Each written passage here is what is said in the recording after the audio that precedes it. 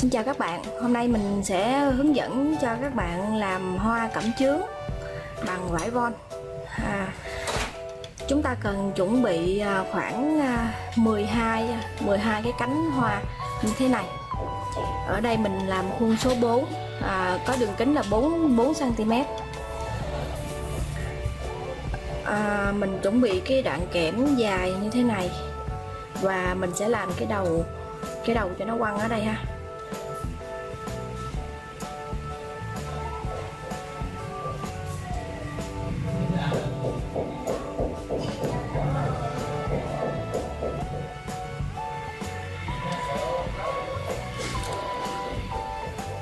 Kéo ra chút xíu.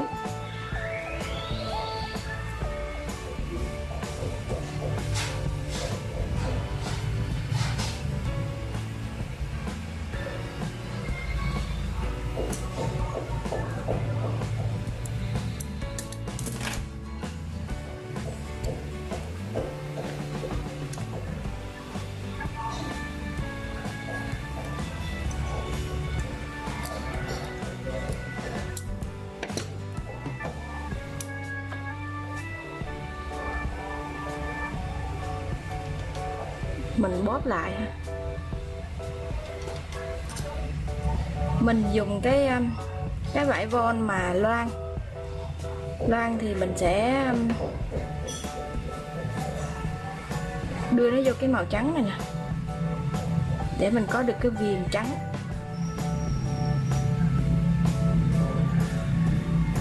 Rồi các bạn kéo nhẹ xuống.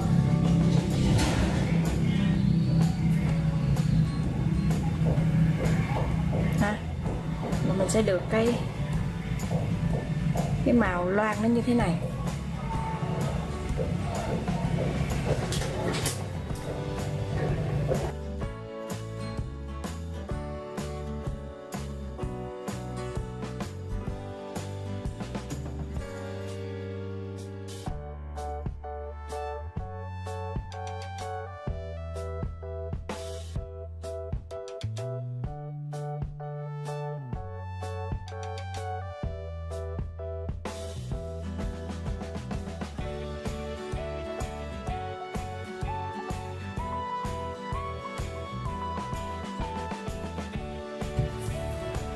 Tiếp sau đó thì mình sẽ bó 3 cái cánh với nhau.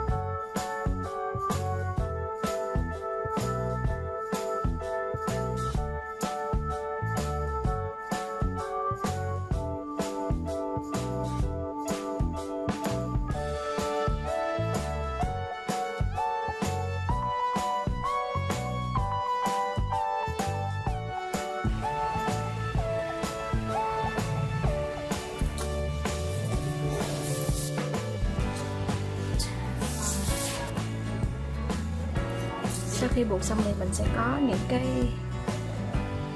cánh ba như thế này. Tiếp theo mình sẽ ráp lại 3 cái này với nhau ha.